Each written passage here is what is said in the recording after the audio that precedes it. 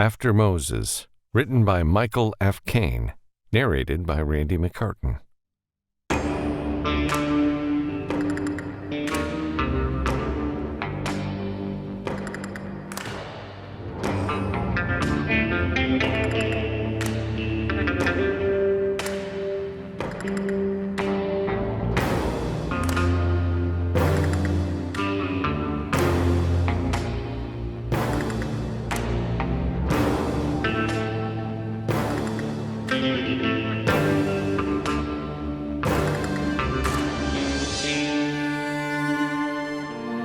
Chapter 3, Train to Churchill.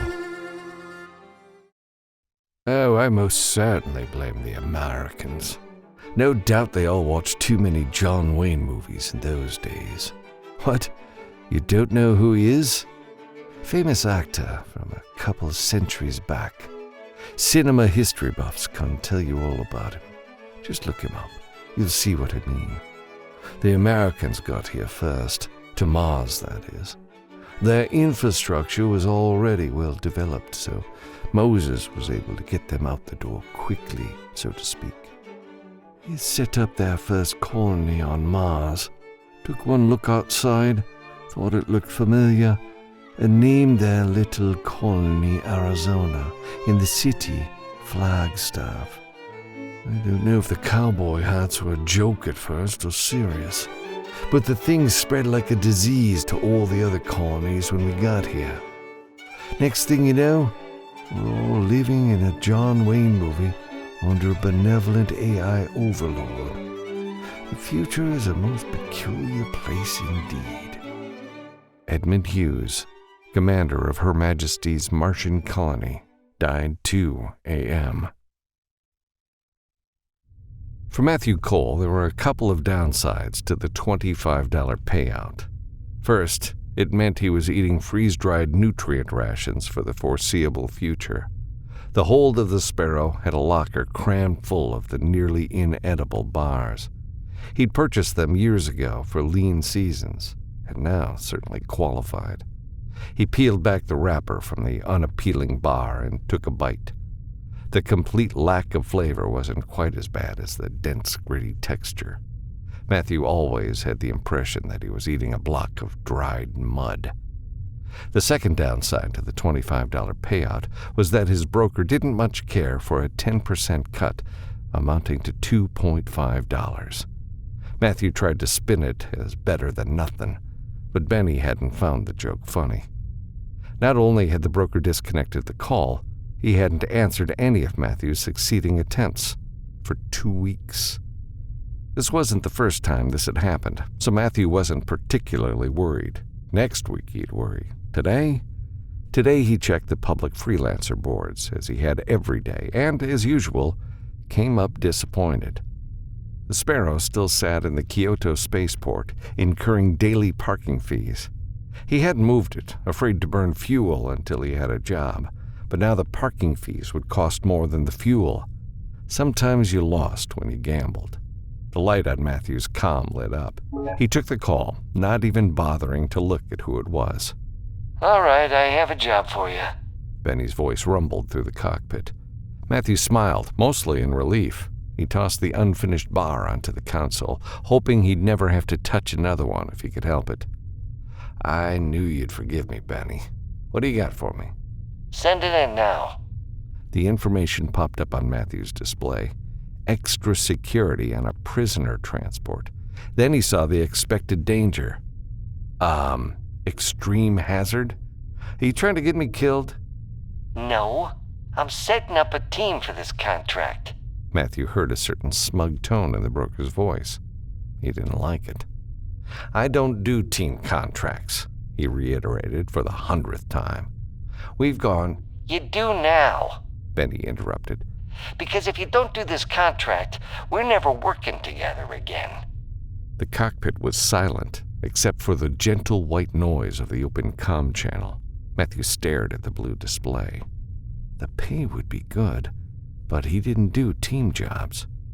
"Look, Benny, I appreciate you setting this up, but there's a reason I don't like doing this kind of job." "Yeah? So what?" I don't really care about whatever loner mystique you think is so important. Cry me a Martian river, Cole.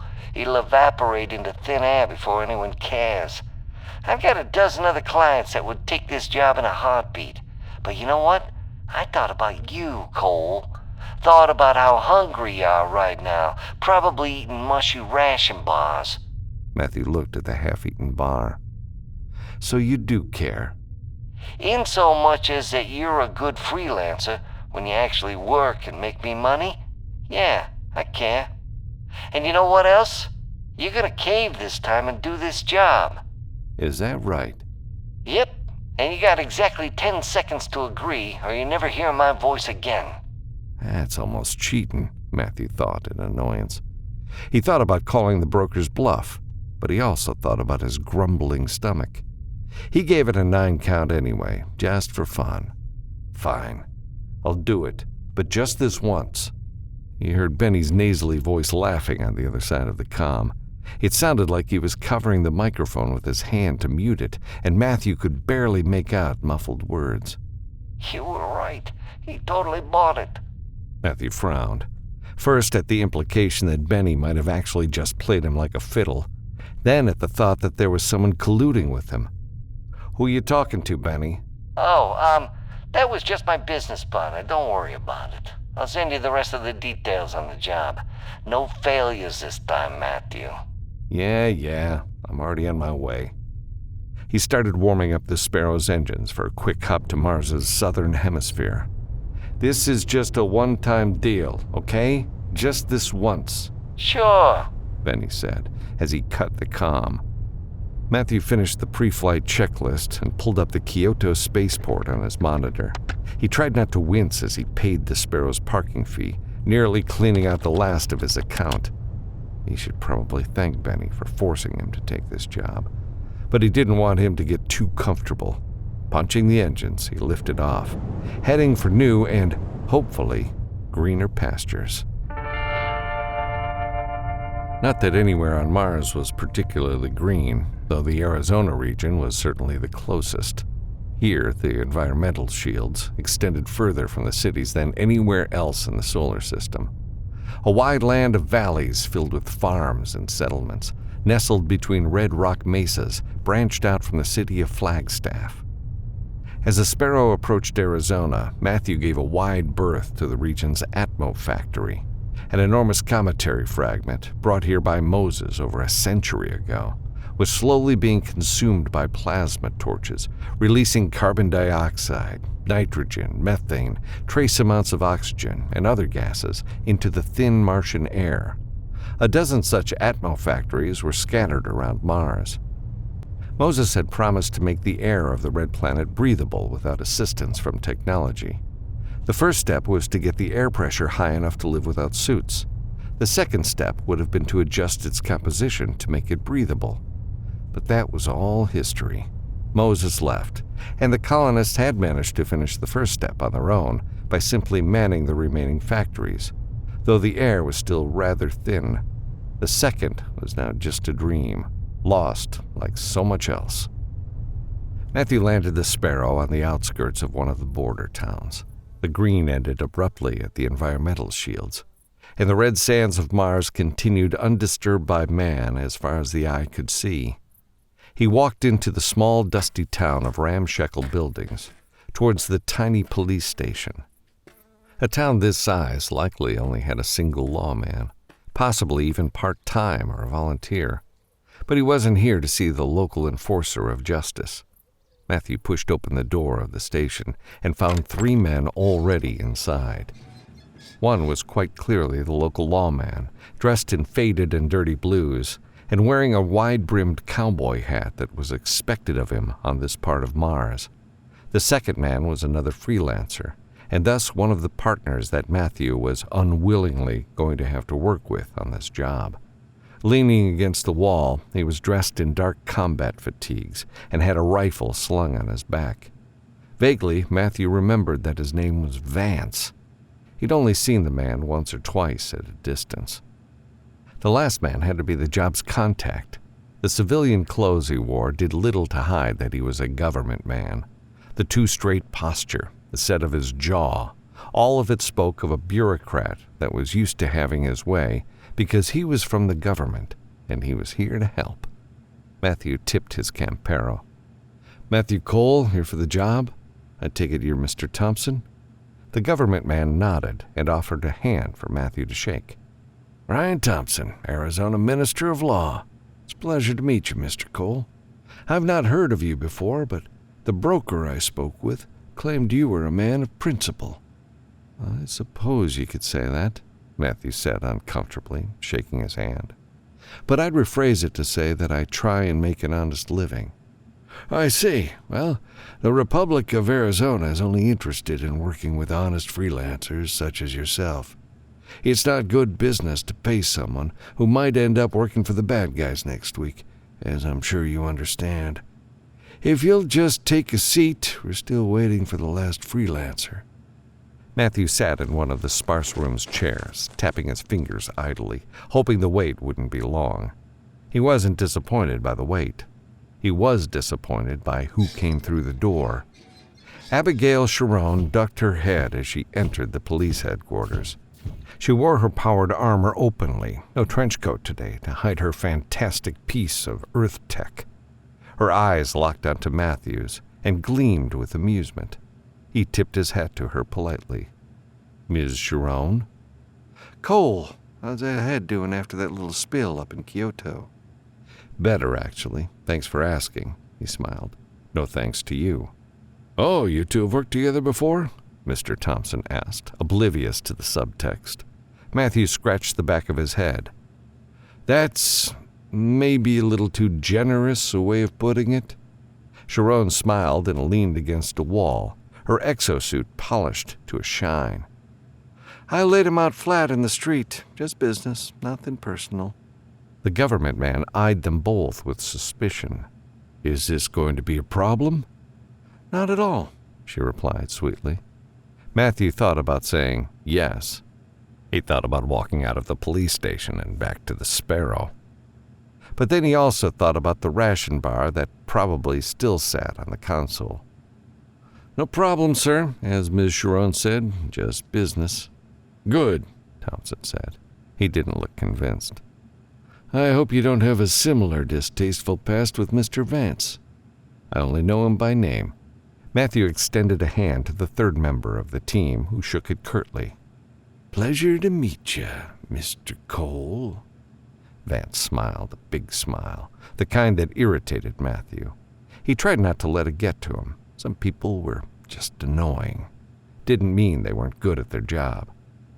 "All right, the niceties are out of the way," Sharon said impatiently. "What's the job?"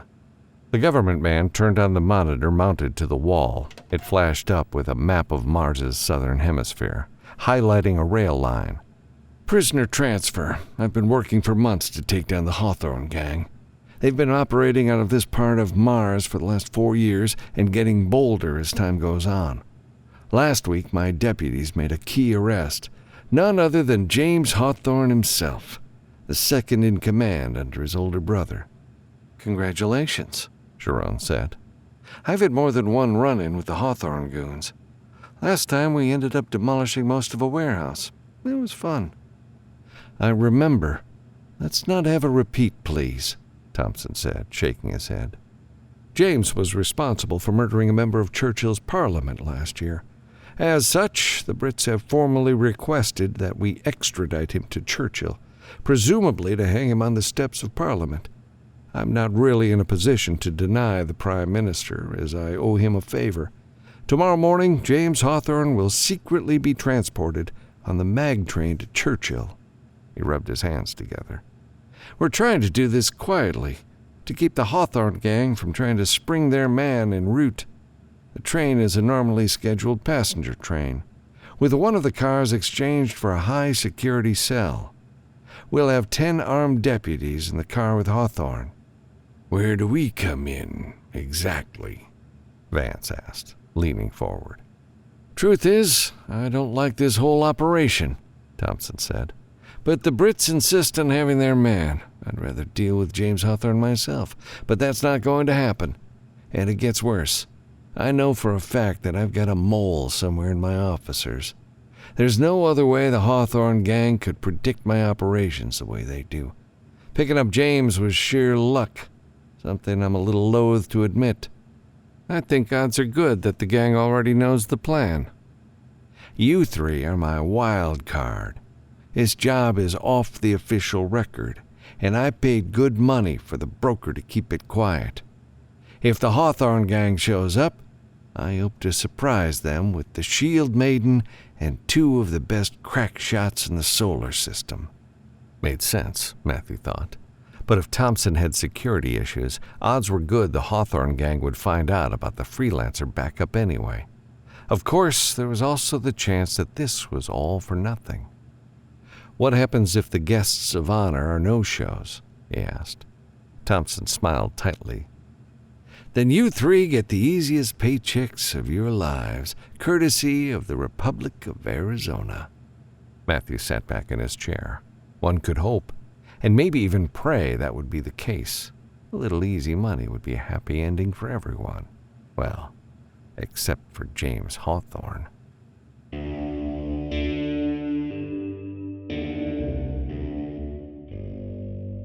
Abigail Sharon didn't like the job.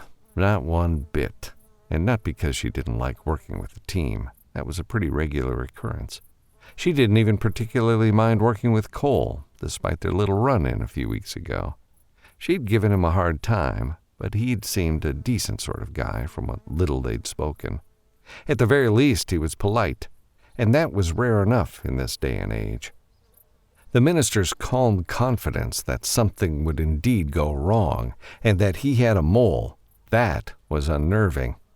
Even if he managed to keep the fact that the freelancers were around for extra muscle a secret, it meant that the Hawthorne gang was almost guaranteed to show up, and in force. This made her trust her teammates a little bit less.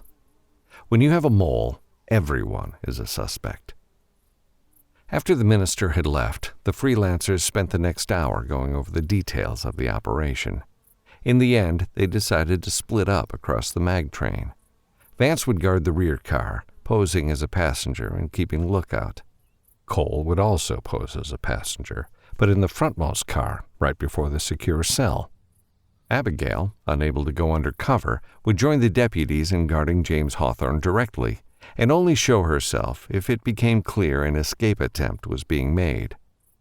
Vance was staying at a hotel in town. Abigail returned to her Skyhopper, a fixed-wing aircraft designed for flight at Mars' low air pressure. The sun was setting over the distant hills as she lowered the ramp of the small craft. She paused and looked to her right. In the distance, Cole was boarding his much larger and fancier spacecraft, a Ceres Spaceworks Model 42. It was basically every freelancer's dream ship, sleek, able to defend itself, room for cargo, passengers, a crew, or whatever else you wanted. It was one of the best multi-purpose workhorses out there. She felt a pang of jealousy and knocked her armored fist against the hull of her Skyhopper. A spacecraft of her own would be a dream come true. No longer limited to jobs on Mars, she would be able to hit up the rest of the system as well. Lucky dog, she muttered and ducked into the entrance of her own craft. The whole thing was too small for her armored form. Little more than a cockpit and a cramped living quarter, her Skyhopper was no luxury suite. Abigail stooped in the middle of her quarters, picked up the power cable, and plugged in her exo-suit. It could run for days without needing a recharge, but she never took chances. She'd never yet been caught without power and had no intention of that ever happening. Checking her wrist to ensure the power banks were receiving the charge, she knelt to the deck and cracked the suit open. Pulling her arms out of their armored counterparts, she reached back and grabbed hold of 2 bars above her bed and pulled herself out of the armor. Abigail cracked her knuckles and stretched out on her bed. Grabbing an old paperback novel off of the shelf above her head and a box with a freeze-dried self-eating meal, she settled in for the night. Despite being one of her favorites, she had a hard time concentrating on the words. Not even the wittiest exchanges between Elizabeth Bennet and Mr. Darcy held her attention as her mind kept wandering back to tomorrow's job. Maybe it was just pessimism. Or maybe tomorrow really was going to be that kind of day. It was always hard to judge this sort of thing. She turned out the light and tried vainly to get some sleep. The next morning, Abigail got up early, checked over her armor, and ate a quick breakfast. She suited up and went to the train station. The gray pre-dawn light filtered over the hills, and a chill breeze blew through the border town. She was met by a deputy who escorted her to the secure train car, looking like an ordinary passenger car. It floated a meter above the magnetic track. Inside, it was another matter entirely. It was armored like a tank and had 4 barred prisoner cells. There was only a single deputy present. He shook her hand, nervously, and introduced himself as Captain Stanley. "It's a pleasure to meet you, Ms. Shield Maiden. I've read a lot about you and respect your work." Great, she thought. A fan. She smiled graciously. "Yes, well, we're all here to do a job." She gestured to the empty cells. "Is our guest on schedule?" Stanley straightened and nodded vigorously. "Yes, ma'am. James Hawthorne will be arriving via armored car in just over an hour. You're welcome to take a seat until then." Abigail laughed and with a metal palm slapped the thigh of her suit, making a loud noise. "I don't exactly tire. It's all the same to you. I'll just stand." "Yes, of course." She smiled at his awkward response, enjoying one of the pleasures her Earth tech suit afforded her. Waiting around for the next hour was not among those pleasures, but they had decided it would be better if Abigail weren't seen stomping under the train, hence the early morning. Sometime after the sun rose, Abigail heard the roar of a personnel carrier pulling up outside. 8 deputies and James Hawthorne in an orange prisoner coverall boarded the train. He was a man of average height with a sandy beard. Nothing much to look at, but he was apparently an outlaw leader with a penchant for murder. Shows how you could never really judge a book by its cover. Hawthorne startled when he laid eyes on Abigail. As he passed her, she looked down at him and laughed. "That's right.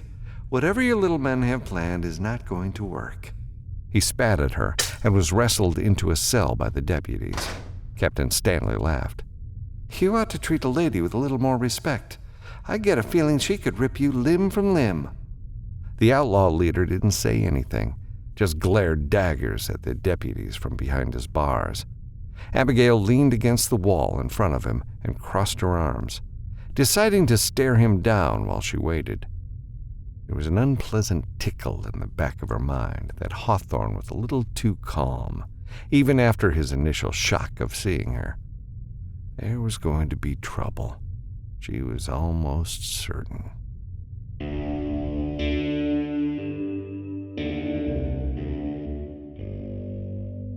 Matthew sat in one of the stiff seats in the first passenger car back from Sharon. The dingy car seemed far dirtier and run down than when he had ridden this very line a few times as a kid. Still, he mused, at least it was running. Mag trains could be repaired when they broke, unlike some other bits of infrastructure. He looked over the rows of seats. There were only a handful of passengers in the car. He had chosen the rearmost row so that he could see any passenger that tried to enter or leave. He tapped his fingers idly on the rail, waiting for the train to depart the station.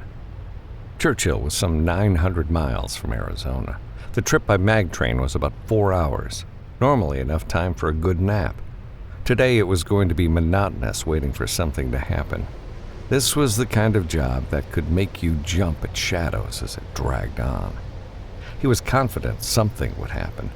Something in the quiet sincerity of the government man's own confidence had sold Matthew on that. It was just a matter of time. There was a slight bump as the train departed and began to pick up more and more speed. He took a glance out the window as they raced across the red Martian desert.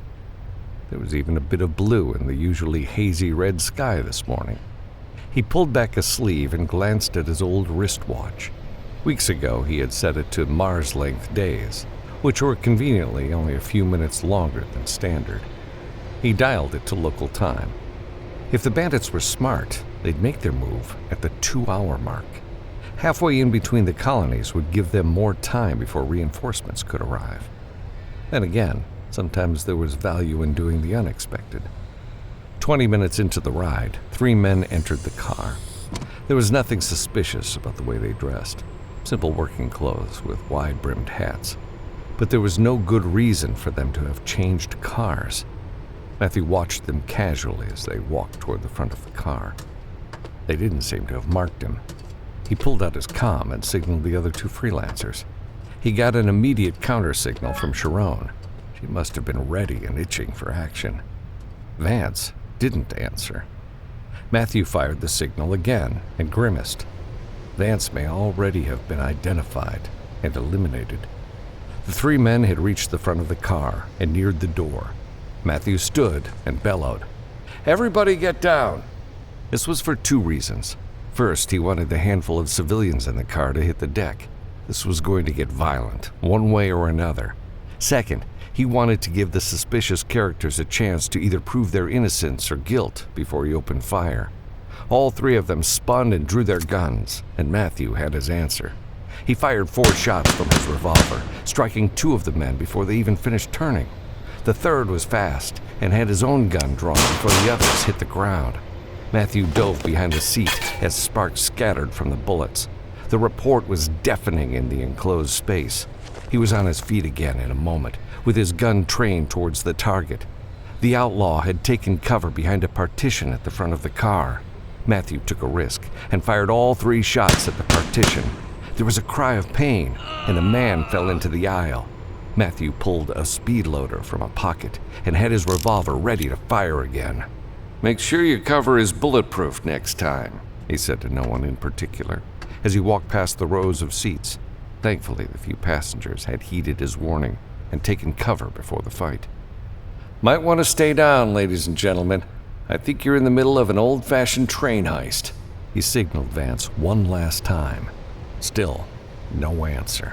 And at this point, Matthew expected there never would be. He ducked behind a chair and called Sharon.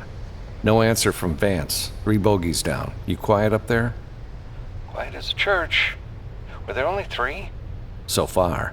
If I had to guess, the main assault will be coming soon, possibly by air. They probably posed as passengers to flush out extra defenders." There was a pause on the other end of the comm. Think they were looking for us specifically?" They were both thinking the same thing. Thompson's security problem was a gaping hole if the Hawthorne gang already knew about the freelancers. Either way, they seem to have found Vance. Keep your eyes open. I'm going to try and get a look at the sky, see if we've got incoming. "Keep me posted." Sharon cut the link and Matthew moved into action. He stepped through the door at the front of the car and shut it behind him. Pulling a breathing mask from beneath his poncho, he placed it over his face. Mars's atmosphere was thick enough that you no longer needed a pressure suit, and most of its citizens were used to cold shirting at short distances from building to building or train car to train car if they were outside of the environmental shields. He would be outside longer than that, though. He pushed open the heavy outer door and stepped out onto the small platform. The red Martian landscape raced by, a blur of sand and rock. The train car in front of him, the one containing the prisoner, Sharon, and the deputies, was joined to Matthew's by a single hitch. A flexible, hanging bridge made it possible to cross safely from one to the other. But Matthew didn't intend to hole up with Sharon just yet. Turning, he climbed the rung ladder on his car and poked his head over the top of the train. He saw exactly what he feared he would see. 2 skyhoppers, much like Sharon's, approaching fast from the rear of the train. In just a few seconds, they'd be here. "Sharon!" he shouted over the whistle of the wind. A small environmental shield at the front of the train greatly reduced wind drag. This had the side effect of making the wind atop the train much slower, which, considering the circumstances, was a pity. Matthew wouldn't have minded one bit if the top of the train was inaccessible due to hurricane-force winds. "Skyhoppers inbound!" One passed overhead and slowed above the train's engine, which meant the other. He whipped his head around. He had hovered over the rear of the train, and 4 men had already landed lightly atop of one of the cars. They braced against the wind. "Sharon, the engine! You've got company from the front!" He shut off the comm and aimed his revolver across the top of the train. The intruders hadn't noticed him yet. He fired 4 shots. Through sheer luck, he hit one target in the arm. Unfortunately, they were way out of the practical engagement range of his revolver, and, realizing this, they crouched and returned fire. 3 guns answering his one had Matthew retreating back down the ladder. He'd have to make for the secure car. From there, he'd stand a chance with Sharon and the deputies. As he stepped onto the platform, Matthew felt the muzzle of a gun press into his back. "Sorry about this," Vance said. Matthew almost thought he meant it. At least he knew why the man's smile was so obnoxious. "I thought Thompson said he was only hiring principled freelancers for this job." He was stalling, of course, grasping for a plan of some sort. Vance was quiet for a moment. "Turns out we all have our price." "That's pretty blatantly untrue," Matthew said carefully. "I wouldn't be so sure. Just because you haven't found yours yet doesn't mean you won't someday." Matthew shook his head. "You know nothing about me." "You're right, I don't. And sadly, I never will." That was as good a warning as any. Rather than take a bullet to the back from a coward and sellout, Matthew dropped to the ground, praying to take Vance by surprise. He swept a leg towards the other freelancer, and in the process took him down. The rifle Vance had been holding discharged harmlessly into the sky. For a few moments there was a tangle and confusion of limbs as both men tried to get their bearing. Unfortunately for Vance, Matthew found his first, and his fist found the other man's face. There was a cracking noise. Vance would have a broken nose, and Matthew a few jammed fingers, but the traitor dropped like a sandbag to the platform. Matthew's breathing mask had come free. He grabbed its hose and shoved it back on his face.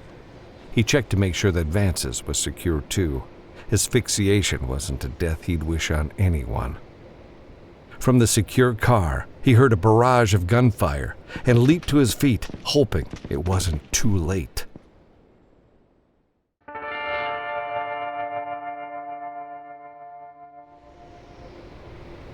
Skyhoppers inbound! Cole's voice rattled over Abigail's comm. Above her head, she heard the roar of the aircraft as one passed over her train car. "Look alive," Captain Stanley ordered. She moved to the front of the car and pulled her riot shield off her back. It sprang to life with a faint hum. Her armor was tough enough to stop most small arms fire, but she still preferred to take them in the shield. Better not to take too many chances. A spray of sparks began to shoot from the door as the Hawthorne gang cut through it with a plasma torch. "Breathing masks on!" shouted Stanley. Abigail lowered her own transparent face shield and waited patiently, knowing this would give her one good shot at whoever was on the other side. The moment the torch had cut a complete circuit around the door, she slammed her shield into it, giving it a good jolt from the grav plate. The heavy steel door blew outwards, taking at least 2 men with it. Abigail didn't know what happened to them, but figured their bodies would someday be found on the dry Martian landscape, half mummified. Gunfire began to ping harmlessly against her shield. Then she heard something bounce across the ground near her feet. A flash and a deafening roar echoed through the train car, and for a moment Abigail feared they had tossed a live grenade through the hole. As the stars began to clear, she realized with relief that it was only a flashbang. But the distraction could prove disastrous. Still reeling from the blast, she pushed her shield to block the missing door. There were more pings of deflected gunfire. Then she noticed the car filling with smoke. "Find that smoke grenade and get it out of here," she bellowed over her ringing ears. It was too late. The car was filled with smoke, making it almost impossible to see. Breathing wasn't a problem for the deputies due to their masks, but it was hard to know where a threat was coming from if you couldn't see it. The outlaws would probably have thermal vision to see through. A shaft of light came from the rear of the car, cutting through the smoke. "Sharon!" Cole yelled. Keep your eyes on the rear door. I've got the front.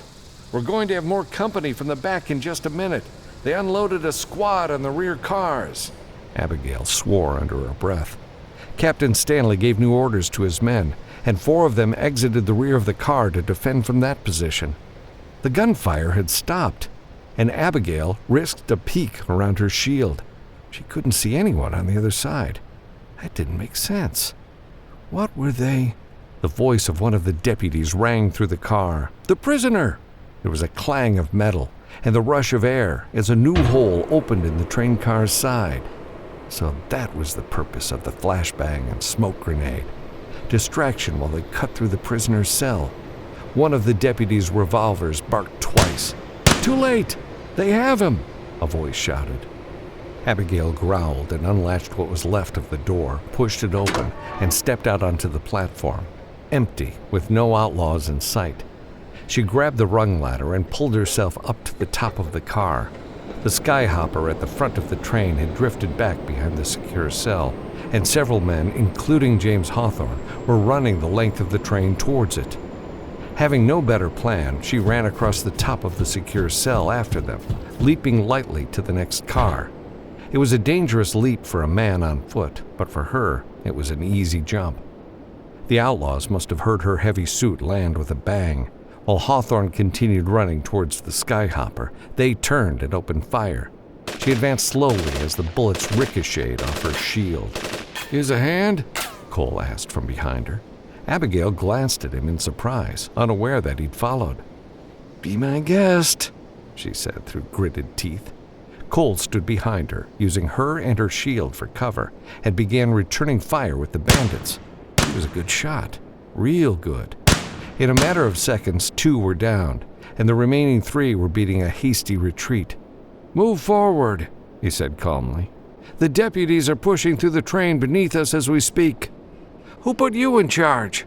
Abigail countered as she pressed towards the skyhopper. It was 3 cars away, and James Hawthorne had almost made it to safety.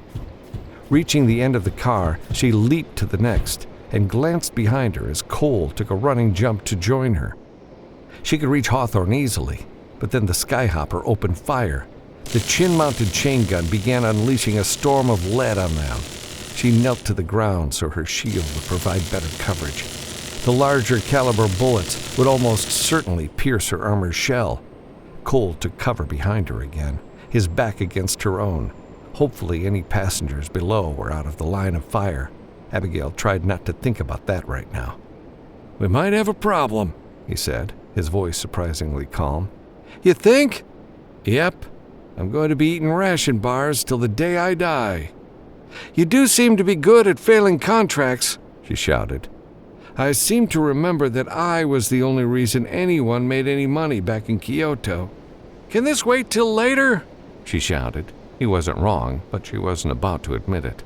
Hawthorne was surely tucked into the skyhopper by now, and the second aircraft had in fact already pulled away from the engine and was drifting back alongside the train. The chain gun stopped, and Abigail risked a peek around her shield. There was a rumble as Hawthorne's skyhopper throttled up and it roared overhead. Cole's revolver fired a few parting shots and glanced harmlessly off the hull of the craft. Abigail cursed under her breath as she realized that the second skyhopper was right beside them. A side hatch opened, and something caught her eye. Sharon! So Cole had seen it too. An outlaw had a shoulder-mounted thumper aimed at them. She brought her shield around and stepped between Cole and the weapon right as it fired. The blast from a thumper is visible. In a vacuum, the artificial bubble of curved space bends light somewhat around itself, creating an obvious distortion. In atmosphere, the bubble also gives off a faint iridescent light, some exotic reaction with the air molecules. Abigail didn't really understand the science, but she did see the blast as it lanced across the short distance separating the train and the skyhopper. It hit her shield squarely, and she heard a high-pitched shriek as the grav plate in her shield tried to neutralize it. It held, barely. But as the thumper blast collapsed in on itself, it let loose a shockwave that blew both her and Cole off the train. There was a moment of weightlessness. Through sheer luck, they happened to be traveling along the top of a steep hill, and the ground was nearly 100 feet below them. Abigail returned her shield to her back, but left it engaged. Cole hurtled through the air beside her. Reaching out, she grabbed his arm and pulled him to herself. She saw the look of surprise on his face as she wrapped her arms around him. His breath mask had been knocked off, and he fumbled in her grip to replace it. Abigail rotated to land on her back, feet facing down the slope. This whole process took only a few seconds as the ground rushed up at them. They hit the slope at high speed, but the grav plate in Abigail's shield absorbed the majority of the impact. Mars's lower gravity also helped keep their speed non-fatal. Half supported by a cushion of gravity from her shield, she did her best to keep her feet from touching the ground. If this turned into a wild tumble, Cole was as good as dead. Red rocks and dust flew up behind them as they slid down the hill. Judging they had shed enough speed, she planted her feet to continue slowing them. As they neared the bottom of the hill, she clipped a large boulder and lost hold of Cole.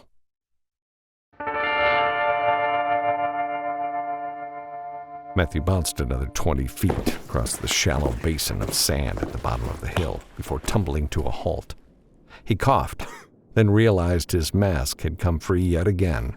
He replaced it and took a deep breath, promising himself to find one that secured to his face better. A few minutes passed as Matthew lay on his back, glad to be alive. He had been supremely confident when the thumper fired that his life was over. The fact that Sharon had somehow managed to save them both was something he was still trying to process. Speaking of, Sharon stood over him. "How you doing, cowboy? Any serious injuries?" "I'm going to hurt in the morning, but I'm alive." He accepted the hand offered to him and stood to his feet. "I guess that's that," he grumbled. "I don't think Thompson hired enough guns." Sharon shook her head. "I think the whole cloak and dagger on the public train was a real downfall. No heavy weaponry to chase off the skyhoppers. What a disaster." Matthew grunted. "Thanks, by the way, for saving my life." She nodded, seemingly distracted. Not knowing what else to do, Matthew started walking back up towards the tracks. He spotted his hat halfway up the hill and stooped to pick it up. The low gravity made the trek tiring, and he began to sweat despite the chill in the thin atmosphere. They reached the hilltop and, without a better plan, started hiking down the tracks towards Arizona. "Arizona has a serious security problem," Matthew mused. "I know Thompson said he had a mole, but that was nuts." "You're telling me," Sharon agreed. "They knew which car and even which cell in the car." Matthew stared at her for a moment, and then realized she was missing an important detail. "Oh, right. I think I forgot to mention that Vance was a traitor." "What?" she asked, rounding on him. "Yeah, he wasn't answering for a reason. Vance held me at gunpoint, but I managed to turn it into a fistfight. Broke his face. He lived, but not if I ever see him again." Sharon suddenly laughed. She looked at her wrist and tapped a few buttons. "This job might not be over after all." Matthew gave her a good stare and raised an eyebrow in an unspoken question. "I didn't trust either you or Vance after Thompson expressed his concerns. Last night I slipped a tracker on both of you before we left the briefing." "I would have noticed that." "I can be subtle," she said defensively. "You weren't subtle back on Kyoto." "Check your hat." Matthew took off his Campero. Sure enough, a tiny black disc was nestled between the crown and brim. He didn't say anything and merely replaced the hat. Sharon laughed again and tapped her wrist. "I just checked on Vance's tracker. It's north of here." Matthew nodded. "And the train went east. So Vance was able to retreat with them. He didn't stay down long." "He's got an impressive reputation. I'm not surprised." "We follow your tracker to Vance and the Hawthorne gang." "What could possibly go wrong?" "Beats not getting paid," she said. "And eating ration bars," he concluded. "Fine." He pulled the air compressor off his belt that connected to his breathing mask. "How much time do you have?" Sharon asked. 8 hours, probably not enough to make it back to Arizona. I'm not exactly sure how far out we are. Sharon gave an exasperated sigh and knelt to the ground. She gestured to her back. "Hop on." Matthew stopped and crossed his arms. "You've got to be kidding me." "Not a bit. Either you ride piggyback or I carry you bridle style. Your choice." "You sure you can carry me that far?" "Yes, and much faster than you can walk. Come on, we don't have all day." Matthew walked over to her and climbed on her back. "This is the most ridiculous thing I've ever done." Sharon laughed. "Quit complaining, cowboy. We've got a job to finish."